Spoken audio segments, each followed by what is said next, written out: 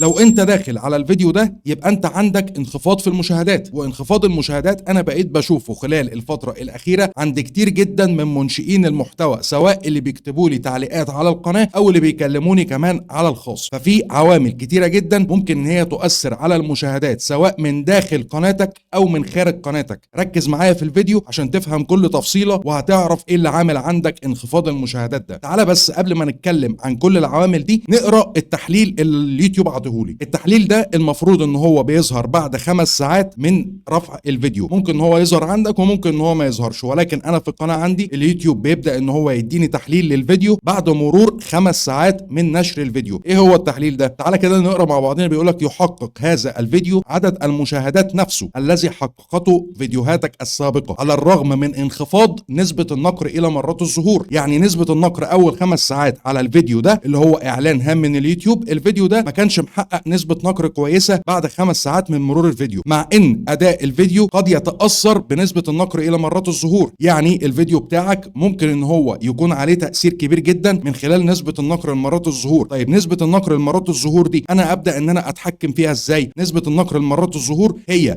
الصوره المصغره والعنوان بتاع الفيديو. يعني الفيديو بتاعك لو ما جابش مشاهدات ممكن تبقى الصوره المصغره غير جذابه، ممكن تبقى الصوره المصغره انت مش عامل فيها اي عوامل من عوامل الجذب اللي احنا اتكلمنا عليها قبل كده، فدي تؤدي الى انخفاض نسبه النقر الى مرات الظهور. وكذلك العنوان لو مش عنوان جذاب وما عرفتش انك تشد بيه المشاهد لما يظهر له الفيديو، ساعتها برضو نسبه النقر الى مرات الظهور بتبقى منخفضه، وده بيأثر بشكل كبير جدا على اداء الفيديو في بعض الاحيان. وخلينا اقول لك هنا في بعض الاحيان وحط تحتها مليون خط. قد يكون لمدى اهتمام المشاهدين بموضوع معين او لاداء فيديوهات اخرى خارج قناتك دور ايضا في الاداء. وهنا خلينا بقى نقف ثانيه واحده. ممكن تبقى انت ناشر الفيديو في وقت اصلا الوقت ده عندك في قناتك ميت في المشاهدات، الوقت ده عندك في قناتك انت مش عارف انك تحكمه، او بمعنى اصح نشرت الفيديو في وقت مش وقته. يعني معنى كده يا هشام ان وقت نشر الفيديو عليه عامل، هو عليه عامل ولكن نقدر ان احنا نقول بنسبه 50 ل 50%. يعني بمعنى اصح كده عشان اختصر لك الموضوع ان احنا بنزق بس الفيديو بموضوع الوقت ده، ان انت لو منتظم على وقت معين انت بتنشر فيه الفيديو ده بيؤثر على الاداء. بيؤثر على الاداء ازاي؟ لان بمعنى اصح المشاهدين في قناتك بيبقوا مستنيينك او متعودين من قناتك على ميعاد معين انت بتنشر فيه الفيديو. ولكن في بعض الاحيان لو انت بدات انك تغير الوقت ده مش هيبقى في مشكله لو موضوع الفيديو ذات نفسه موضوع ترندي وموضوع فيه بحث كتير جدا والناس بتدور عليه بشكل كويس جدا. ساعتها الوقت مش هيبقى عليه اي دور ولا عليه اي اهميه خالص، لان كده كده الفيديو هيجيب لك مشاهدات. ولكن في الطبيعي لازم انك تعود جمهور قناتك على وقت معين انت تنشر فيه الفيديو، لان وقت النشر ده بيبقى عامل مهم جدا من عوامل زياده المشاهدات عندك في قناتك في الايام الطبيعيه، او بمعنى اصح في المواضيع العاديه اللي هي بتبقى مش مواضيع ترنديه. المواضيع الترنديه تقدر انك تنشر في اي وقت بدون اي مشاكل على الاطلاق. الحاجه اللي بعد كده بيقول لك او لاداء فيديوهات اخرى خارج قناتك دور ايضا في الاداء. طيب يعني ايه الجمله دي؟ يعني بمعنى اصح كده ان الجمهور بيبقى مهتم بمواضيع تانية. الجمهور بتاعك ممكن هو يكون مهتم اصلا بمواضيع خارج مواضيع قناتك. يعني ايه برضو الكلام ده؟ يعني في احداث سياسيه ممكن ان هي تحصل تؤثر عندك في المشاهدات وتؤثر عندي في المشاهدات. ممكن في احداث اقتصاديه تحصل برضو تؤثر عندك في المشاهدات وتؤثر عندي في المشاهدات. ممكن يكون في احداث عالميه الجمهور بيبدا ان هو يتابعها، فبرضو ساعتها بتؤثر على المشاهدات عندك وعندي وعند جميع منشئين المحتوى. ممكن يكون في الوقت ده يكون في مثلا ماتش معين الجمهور بيبدا ان هو يتابع الماتش ده سواء من قبل وقت الماتش او في وقت الماتش ذات نفسه او التحليل اللي بيحصل بعد الماتش. فاليوم اللي بيكون فيه ماتش والماتش ده مثلا بيكون مهم، مثلا الاهلي والزمالك او اي مثلا ماتش الكاس العالم، الجمهور بيبدا ان هو يتابعه. ساعتها ده بيؤثر على نسبه ظهور فيديوهاتك وبيؤثر عندك على المشاهدات، لانه لما بيبدا ان هو يتابع الاحداث عموما او يتابع الماتشات عموما بتبدا ان الصفحه الرئيسيه عنده كلها بلا استثناء بتبدا ان هي تظهر حاجات تابعه مثلا للاخبار او حاجات تابعه للماتشات او حاجات تابعه للسياسه. فبيبدا ان هو بمجرد ان هو شاف فيديو واحد من الفيديوهات دي بتبدا ان الصفحه الرئيسيه كلها عنده تتملأ من الفيديوهات دي. فساعتها بيؤثر على نسبه مرات ظهورك للناس وللجمهور بتاع قناتك ذات نفسه. يعني عشان انت تبدا انك تجيب مشاهدات على قناتك لازم عندك يبقى في مرات ظهور. مرات الظهور دي لو منخفضه ساعتها بتبدا برضو ان مشاهداتك تبقى منخفضه، لان الفيديو ما اخدش مرات ظهور بالشكل الكافي. وبما ان مرات الظهور الفيديو ما اخدهاش بالشكل الكافي، فتلقائي هيبدأ ان هو يحصل عندك انخفاض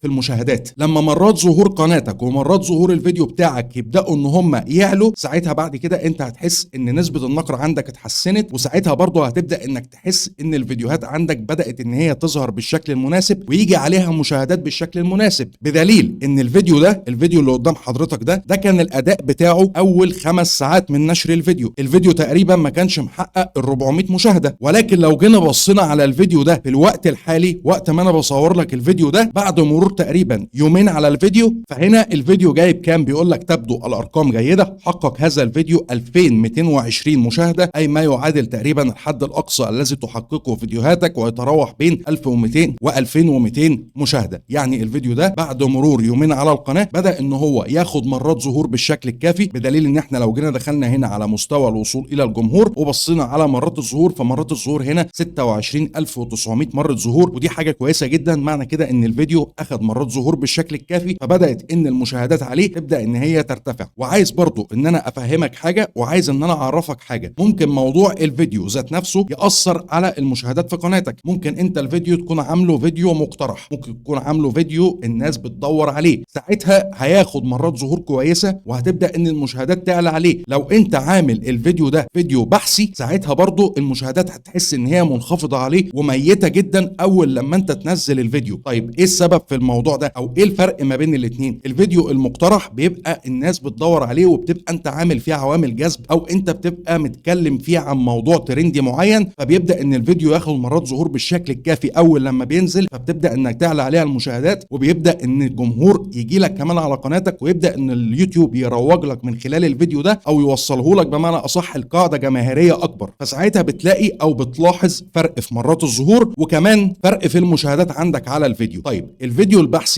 البحثي اول لما بينزل ما بيجيبش اطلاقا مشاهدات. اول لما انت بتنزل فيديو بحثي بيكون الفيديو عباره عن طريقه عمل كذا، او كيفيه عمل كذا، او ازاي انك تقدر انك تعمل كذا، او كل ما تريد معرفته عن كذا. الفيديوهات البحثيه ما بتجيبش مشاهدات اول لما بتنزل. الفيديوهات البحثيه انا بسميها زي ما قلت قبل كده انها فيديوهات دائمه الخضره. يعني ايه دائمه الخضره؟ يعني بكل بساطه تعالى برضو نتكلم على الموضوع بشكل عملي عشان انت تفهم الدنيا فيها ايه. انا مثلا عندي الفيديو ده انا كنت عامله فيديو بحثي، طريقه استرجاع الفيديوهات المحذوفه من قناه اليوتيوب حصريا ولاول مره على اليوتيوب. طيب الفيديو ده طريقه استرجاع، يعني الجمهور لما بيجي بيدخل على المنصه بتاعه اليوتيوب بيبدا ان هو لو عايز يدور على الموضوع ده بيكتب كده في البحث طريقه استرجاع الفيديوهات المحذوفه. فانا هنا مستهدف نتائج البحث، انا مش مستهدف الصفحه الرئيسيه ولا مستهدف الفيديوهات المقترحه، انا مستهدف هنا ايه؟ بحث يوتيوب. لو جيت انت هنا لاحظت كده هتلاقي ان بحث يوتيوب هو اكتر حاجه جايه لي اصلا منها المصادر، يعني مصادر الزيارات بتاعتي كلها او اغلبيتها جايه من بحث يوتيوب. فانا هنا مستهدف نتائج البحث، ان انا عايز اظهر بالفيديو ده في نتائج البحث. بدليل ان انا اول لما نزلت الفيديو، بص الفيديو هنا اول يوم كان جايب 491 مشاهده. بص بقى بدا اول لما الفيديو يتارشف على منصه اليوتيوب، واول لما بدا ان هو يظهر في نتائج البحث بدا ان هو يرتفع. بص بص بص بص بص بدا ان هو يرتفع يرتفع يرتفع يرتفع لغايه لما وصل 2642. وخليني هنا اقول لك على حاجه، ان الفيديو ده طول ما هو موجود على منصه اليوتيوب هيفضل ان هو يجيب في مشاهدات، لان الفيديو ده خلاص مسك نتائج البحث او مسك بحث يوتيوب، فهيجيب مشاهدات. هيجيب مشاهدات. يعني الرقم اللي هو جابه ال 2642 مشاهده ده جابه على المدى الطويل، ما جابهوش على المدى القصير. وهي دي الفرق ما بين الفيديوهات البحثيه والفرق ما بين الفيديوهات المقترحه. انا ممكن انزل فيديو على قناتي يكون فيديو مقترح يجيب لي ال 2642 دول، يجيبهم لي في اقل من 24 ساعه لانه فيديو مقترح. انما الفيديو البحثي طول ما هو موجود على المنصه يقدر ان هو يجيب مشاهدات لانه بيبقى مسك نتائج البحث في يوتيوب. فده العامل اللي بعده اللي احنا اتكلمنا عليه، ان هو ممكن يكون الفيديو اللي انت عامله يكون فيديو بحثي فيجيب لك مشاهدات على المدى الطويل، ما يجيبهاش على المدى القصير زي الفيديوهات المقترحه. الحاجه اللي بعد كده ان ممكن برضه تؤثر على المشاهدات عندك وتؤثر على المشاهدات عند جميع منشئين المحتوى، ان ممكن يكون في خلل ما في منصة اليوتيوب، يكون في تحديثات معينة في منصة اليوتيوب. وخلينا عارفين ومتأكدين ان اي وقت بيكون حاصل في تحديث في يوتيوب بيكون في انخفاض في مرات الظهور، وانخفاض في عدد ساعات المشاهدة، وانخفاض في عدد المشاهدات، وده بيتأثر بيه القنوات الصغيرة وبيتأثر بيه كمان القنوات الكبيرة. يعني مش بيكون الموضوع مستهدف او بيكون مشكلة خاصة بيك انت في قناتك، لا، الموضوع ما بيكونش كده اطلاقا. الموضوع بيكون على الكبير وعلى الصغير.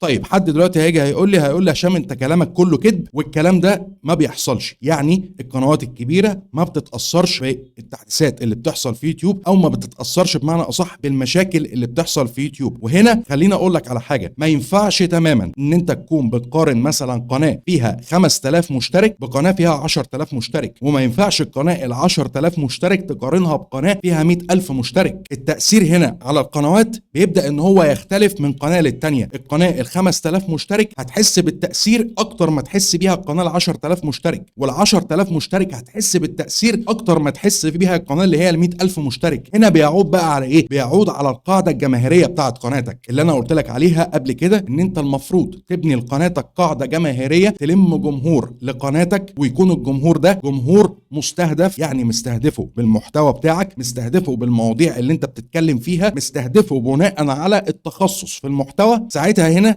هيقدر ان الجمهور يبدأ ان هو يتابعك ويبدأ ان هو يدخل على قناتك. حتى ولو في انخفاض في المشاهدات انت ممكن ما تحسش بانخفاض المشاهدات ده، فهي القاعدة الجماهيرية بين كل قناة والتانية. فهنا القاعدة الجماهيرية بين كل قناة والتانية هي اللي بتحدد مدى التأثير على القناة. فما ينفعش ان انت تقارن قناة 5000 مشترك بقناة عندها 100000 مشترك، لان المقارنة دي مقارنة غير عادلة اطلاقا. لان القنوات اللي بتكون خلاص لمت القاعدة الجماهيرية بتاعتها وبدأت خلاص ان هي تمسك المقترح بشكل كبير جدا وتمسك الصفحة الرئيسية بشكل كبير جدا، هي عمرها ما هتحس بالتأثير زيها زي القناة اللي هي عندها مثلا 5000 مشترك او عندها 10000 مشترك. فهنا العوامل دي كلها بتفرق. الحاجة اللي بعد كده خصوصا الايام دي اللي بتأثر برضو بشكل كبير جدا على عدد المشاهدات في القناة، وهي فترة الامتحانات. فترة الامتحانات الفترة اللي احنا فيها دي شهر 5 بيبقى في عدد كبير جدا من الطلاب بيبدأوا ان هم يمتحنوا، سواء طلاب المدارس او طلاب الجامعات، وساعتها برضو ده بيأثر على نسبة ظهورك، وبيأثر على نسبة اقتراح اليوتيوب للفيديوهات بتاعتك، وبيأثر على المشاهدات عندك في قناتك. لان في الوقت ده ما بيبقاش خلاص، يعني الطالب ما بيبقاش قاعد بشكل كبير جدا على اليوتيوب، الاب والام ما بيبقوش برضو قاعدين بشكل كبير جدا على اليوتيوب، بيبقوا ملهيين مثلا في الامتحان بتاع ابنهم او بنتهم. فكل ده بيأثر. ممكن الفيديو يظهر في الصفحة الرئيسية عندهم بمجرد ان هم دخلوا مثلا على اليوتيوب بيدوروا على حاجة معينة، ممكن الفيديو بتاعك يظهر لهم عادي في الصفحة الرئيسية، ولكن الفيديو ده ما ياخدش نسبة نقر، ما حدش اصلا يدخل لك عليه. فساعتها انت كده برضو بتحس بانخفاض المشاهدات. فكل العوامل اللي انا جيت اتكلمت معاك عليها دي بتؤثر على المشاهدات في قناتك بشكل كبير جدا، سواء بالايجاب او بالسلب. وهنا لازم ان انا اقول لك على حاجة عشان انت تقدر انك تواكب اللي بيحصل خلال الفترة الحالية، سواء من احداث عالمية بتحصل او من فترة امتحانات او من تحديثات يوتيوب. لازم انك تستمر على القناة بتاعتك بشكل طبيعي خالص بدون ما انت تنقطع عن القناة. لان انا بشوف ناس عندي في التعليقات بيقولوا لي خلاص طب لغاية لما الموضوع ده بقى يبدأ ان هو ينتهي، ولغاية لما الموضوع يبدأ ان هو ياخد وضعه الطبيعي تاني، هنبدأ ان احنا ننقطع الفترة دي ونرجع بعد الموضوع ده ما يتحل، ونرجع بعد ما المشاهدات تبدا ان هي تزدهر في يوتيوب. وخليني هنا اقول لك ان انت بتعالج كارثه بكارثه اكبر، لان انقطاعك على منصه اليوتيوب دي مش حاجه صح اطلاقا ولا من رايي الصواب اطلاقا. لازم انك تستمر حتى ولو انت مش بتجيب مشاهدات على قناتك، ولكن انت لو انقطعت انت ساعتها كده انت بتعالج المشكله بمشكله اكبر، لان انت كده هتخفض من نسبه مرات ظهورك، هتخفض من عدد الساعات عندك في قناتك، هتخفض من اقتراح اليوتيوب اصلا للفيديوهات بتاعتك. فكل ده ممكن ان هو يؤثر عليك بالسلب. فانت تستمر وتعمل اللي عليك وتبدا انك تنشئ فيديوهاتك بشكل طبيعي، وتتاكد ان الجمهور بتاعك هيبدا ان هو يرجع يشوف الفيديوهات دي بشكل طبيعي خالص. ولكن مش الحل انك تنقطع عن القناه. وخليني برضو هنا اقول لك على حاجه، ان زي ما الفيديوهات الكبيره بيتاثر عليها بالسلب، الفيديوهات كمان القصيره بيبدا ان هو يتاثر عليها بالسلب ويأثر على مدى ظهورها في الخلاصه. هنا التاثير انا مش بتكلم على الفيديوهات الطويله بس، ولا بتكلم على الفيديوهات القصيره بس، انا بتكلم بتكلم على فيديوهات قناتك بشكل عام. حتى المنتدى ممكن ان هو برضو ما ياخدش مرات ظهور بالشكل الكافي، ممكن ان هو ما ياخدش مرات ظهور وتلاقي عدد اللايكات مثلا عليه او عدد التفاعل اللي عليه تلاقيه قليل جدا، وده بيرجع لكل العوامل اللي انا جيت اتكلمت معاك عليها. حاول ان انت في الفتره دي بدل ما انت تنقطع، حاول ان انت تشوف المحتوى الرائج داخل محتواك وتبدا انك تشتغل عليه. حاول انك تجيب مواضيع فيديوهات كويسه وتبدا انك تشتغل عليها. حاول انك تتابع المنافس في خلال الفتره دي وتشوف هو بيقدم ايه وايه المشاهدات او ايه المواضيع بمعنى اصح اللي جايبه عنده مشاهدات، وتقدر انك تعملها بطريقتك وباسلوبك وبطريقه تقديمك وبمونتاجك وبطريقه القائك في الفيديو وكل الحاجات دي. ساعتها برضه هيبدا ان الفيديو يجيب مشاهدات. عايزك ان انت عشان تحل برضه حاجه شبه كده تهتم بالفيديوهات البحثيه. الفيديوهات البحثيه على الرغم ان هي مش بتجيب مشاهدات اول لما بتنزل، ولكن على المدى البعيد بتبدا ان هي تجيب مشاهدات زي ما انا عرفتك في الفيديو ده. عايزك تهتم كمان بالفيديوهات القصيره. حاول ان انت لو بتنزل فيديوهات قصيره، حاول ان انت تنزل فيديوهات قصيره زي ما انت ماشي بشكل طبيعي خالص، لان الفيديوهات القصيره كمان بعد التحديثات الاخيره اللي عملها اليوتيوب بدات ان المشاهدات ترتفع عليها بشكل كبير جدا. وتهتم بقسم المنتدى، تحاول انك تروج سواء لفيديوهاتك القديمه او فيديوهاتك الجديده، تحاول انك تروج لها عن طريق قسم المنتدى، لان قسم المنتدى عليه عامل كبير جدا من زياده التفاعل على قناتك وزياده مدى وصولك لشريحه اكبر من الجمهور. فانت هنا عندك كل الحاجات اللي انا جيت اتكلمت معاك فيها دي هي اللي بتاثر على المشاهدات، واعطيتك كمان حلها وعرفتك ازاي انك تواجه المشكله دي بدل الانقطاع. لو عندك دلوقتي اي استفسار او عندك اي سؤال، عايزك تكتب لي تحت في الكومنتات وهتلاقيني برد عليك على طول. لايكك وشيرك وسبسكرايبك، واشوفك الفيديو الجاي. سلام.